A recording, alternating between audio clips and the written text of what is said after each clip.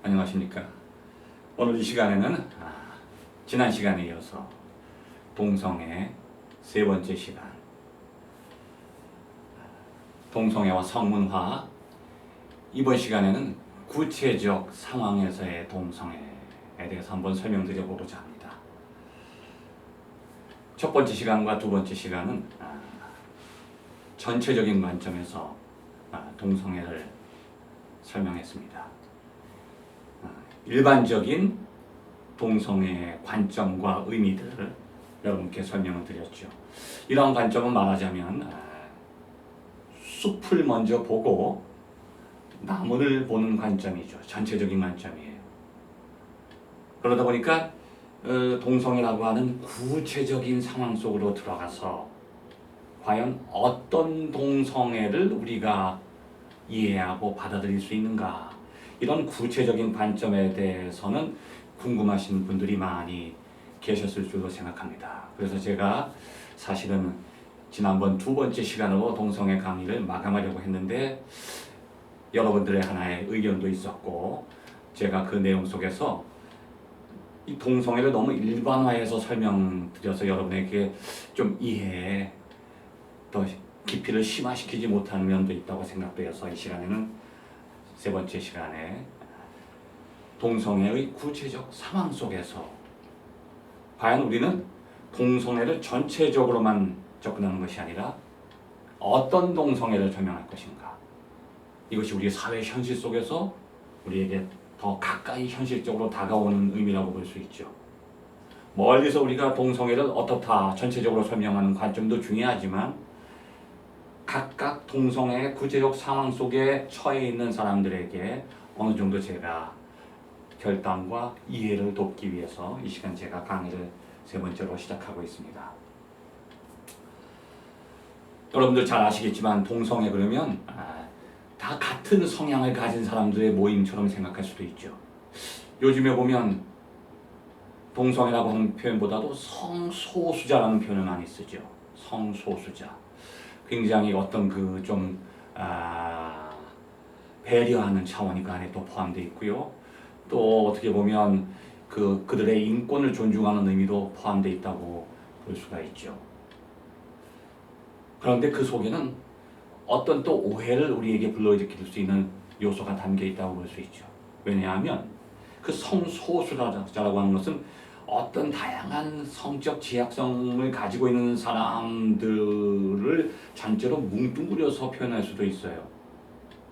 그냥 소수라는 거죠. 그 소수 속에는 동성애자들도 있지만 말하자면 어떤 성적인 것을 신경증의 차원에서 드러내는 사람들도 있고요. 또 양성애자들도 있어요. 그래서 우리는 성소수자라고 하는 표현보다는 차라리 요즘 우리가 쓰는 말 가운데 퀴어라고 하는 말 있죠. 퀴어. 그 퀴어라고 하는 의미가 부정적인 의미를 가지고 있다가 요즘에는 이게 긍정적인 의미로 변해가면서 그 안에 남녀 동성애를 모두 포괄하는 그런 의미로 우리에게 받아들여지고 있는 것이죠. 그런데 그 전에는 동성애자들 향해서 게이라고 하는 표현도 썼죠. 게이 또는 레스비언. 또 어떤 경우에는 사피언이라고도 하죠. 사피언. 한글로는 동성애자지만 그 영어로는 이게 세분화되어 있어요. 여러분 잘 아시는 것처럼 게이라고 하는 말은 남성 동성애자를 호칭하는 말이죠. 그 가운데 또 이 레스비언은 또 여성 동성애자. 그런데 사피언이라고 하는 용어는 좀 여러분에게 생소할 수가 있어요. 말하자면 이 남성 동성애자들은 거의 대부분 정신적인 차원뿐 아니라 육체적인 차원도 가지고 있어서 남성 동성애자들은 대부분 어떤 성적인 접촉을 지향하죠. 그런데 여성 동성애자들 가운데 많은 퍼센테이지가 성적인 접촉을 추구하기보다는 말하자면 우리 여러분이 잘 아시는 플라토닉 러브라고 그러죠. 이 정신적인 교감을 추구하는 여성 동성애자들의 부류가 있습니다. 그래서 그 사람들이 자기들을 그 어떤 성적 지향성, 육체적 지향성을 추구하는 사람들과 자기를 분리시켜서 사피안이라고 부르는 거죠. 사피안이라고 하는 말은 그 레스보스 섬이라는 그리스의 섬이 있어요. 이 레즈비안도 거기서 나온 거죠. 레스보스 섬의 여인들. 그래서 레즈비안이라고 해요. 그 여성들이 동성애를 했다는 거죠. 근데 그들 가운데 이 사포, 여기 오가 들어가면 이제 사포라고 하는 여류 시인이 있었어요. 이 여류 시인은 어떤 동성을 만나서 신체적인 접촉보다는 사람들에게 시를 쓰고 편지를 쓰면서 어떤 이상적인 플라토니크한 정신적인 세계를 추구했죠. 그래서 여성 동성애자들 중에 어떤 성적인 접촉을 추구하는, 육체적인 접촉을 추구하지 않는 동성애적 성향을 가진 사람들이 자기를 차별화해서 또 사피안인이라고 그렇게 부르게 되었습니다. 그래서 이 시간은 여러분에게 그냥 동성애를 일반적으로 설명드리는 게 아니라 좀 구체화시켜서 세분화시켜서 어떤 상황 속의 동성애를 우리가 이해할 것인가, 그런 관점을 여러분에게 밝혀드리고자 하는 것이죠.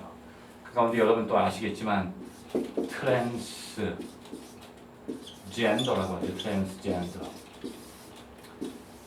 과거에는 이 트랜스젠더라고 그러지 않고 트랜스섹슈얼이라고 그랬죠. 어차피 이미 섹스라고 하는 개념보다는 젠더라고 하는 개념으로 지금 범위가 확장되고 있기 때문에 어떤 선천적인 면보다는 젠더라고 하는 후천적 사회적 면을 우리가 더 크게 보기 때문에 젠더라는 말로 섹스라고 하는 말이 바뀌어졌죠. 트랜스젠더.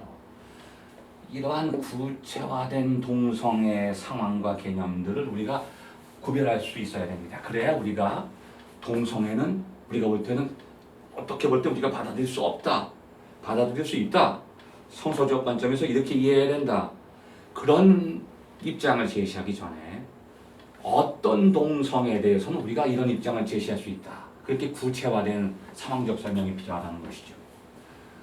자, 또 게이와 트랜스젠더, 레즈비안과 트랜스젠더도 같은 의미로 우리에게 사용되고 있지만 큰 차이점이 있죠. 이 게이라든지 레즈비안이라고 하는 동성애적 성향을 가진 사람들은 자기의 타고난 육체적 선천적인 성을 인정하고 받아들입니다. 인간이 다른 동물과 다른 점은 성 정체성을 갖습니다. 예를 들면 동물들은 수컷으로 태어났는데 암컷을 지향하고 또 암컷으로 태어났는데 수컷을 지향하죠.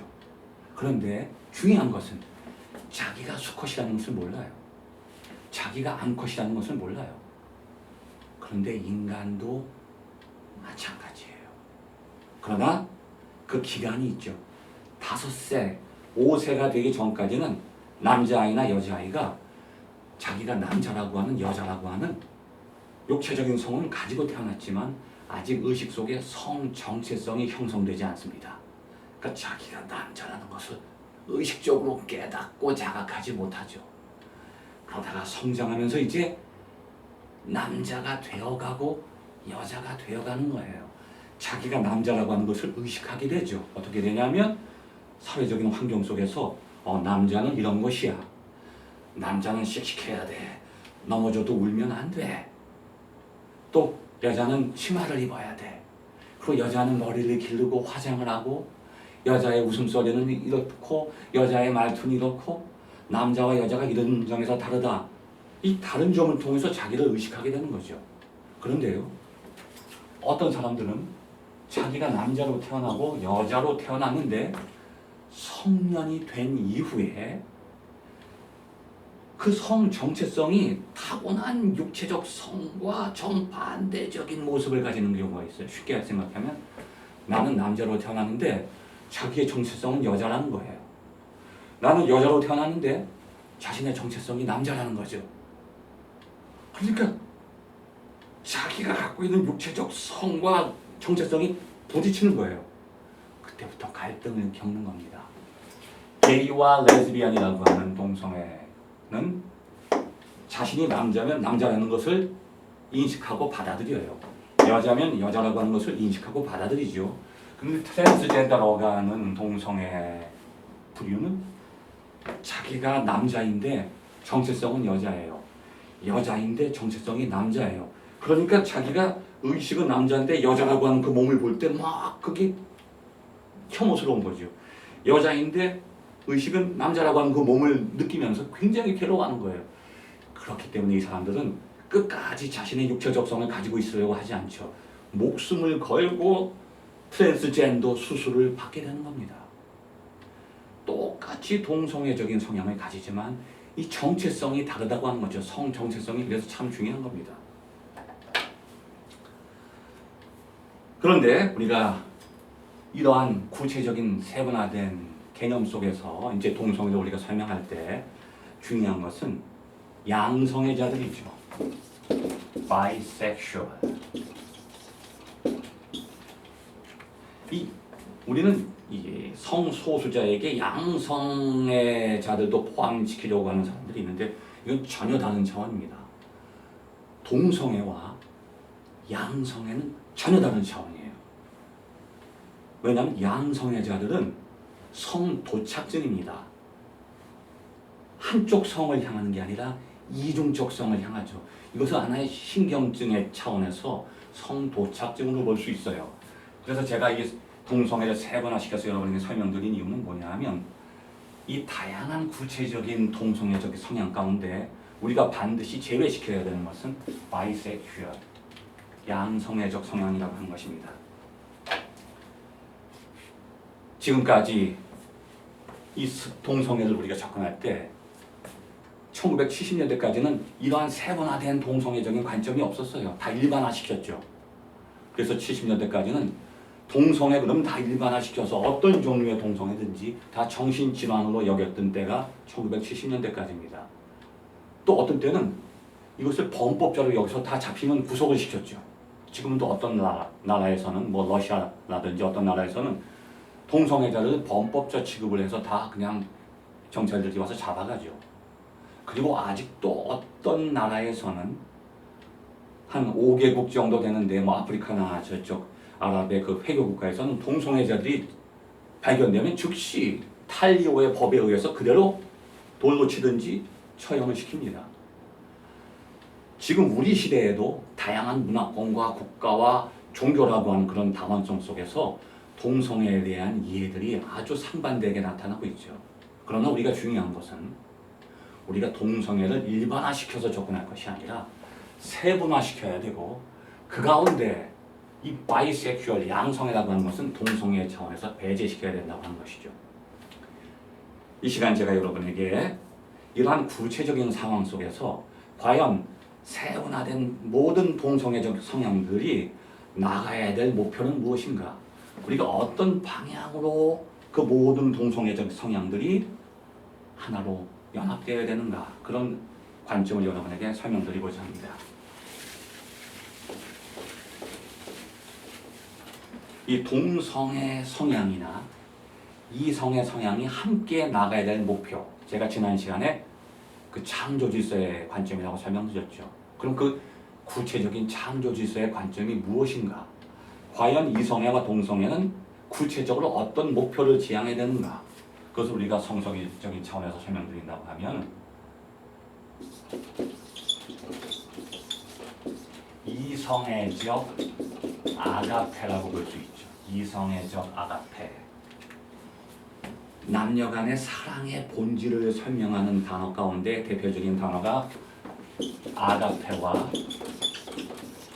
에로스죠.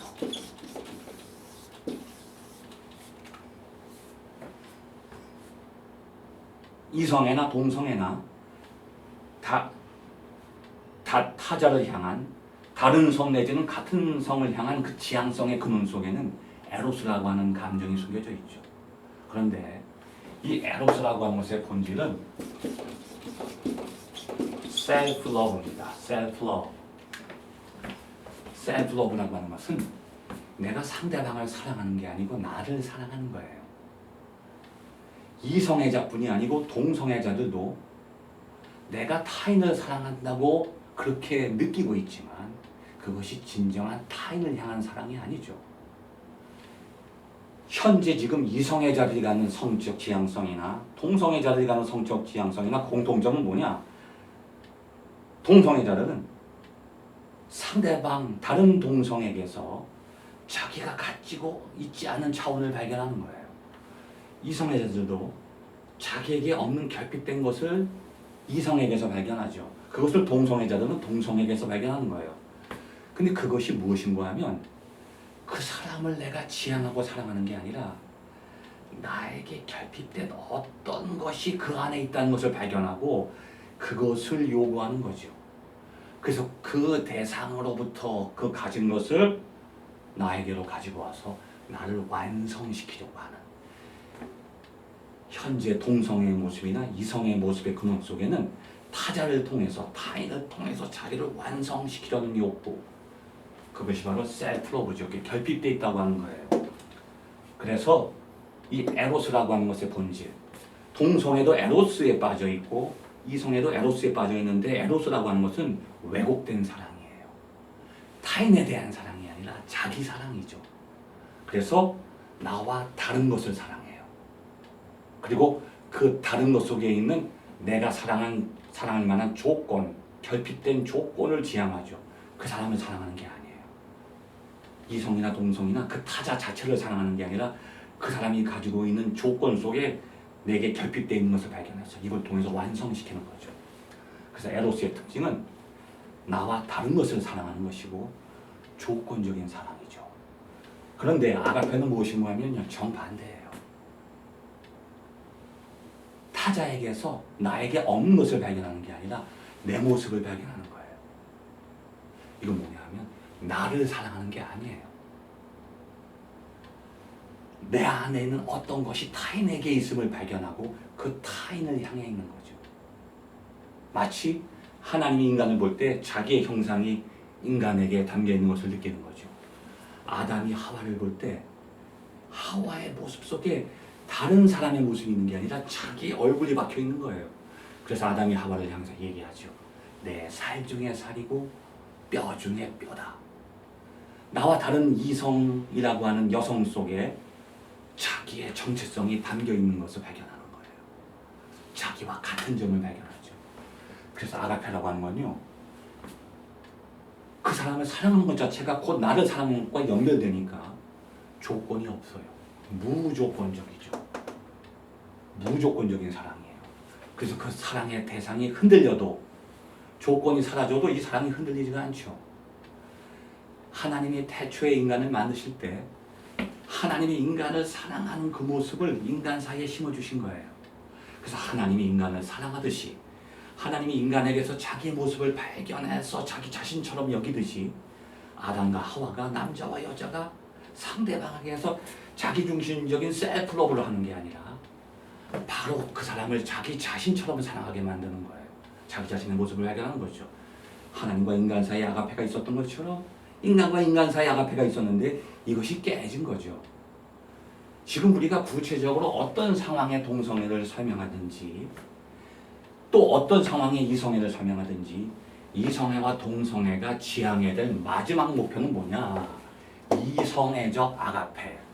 이성애도 아가페를 상실했고 동성애도 아가페를 상실하고, 동성애와 이성애의 공통적인 본질적인 문제점은 뭐냐? 에로스라는 거예요. 셀프러브라는 거죠. 우리는 이 점에 주목을 해야 돼요. 셀프러브에서 벗어나서 진정으로 나와 대상이 하나가 될 수 있는 그 연합의 길이 바로 아가페 속에 있다고 하는 것입니다. 끝까지 경청해 주셔서 감사합니다.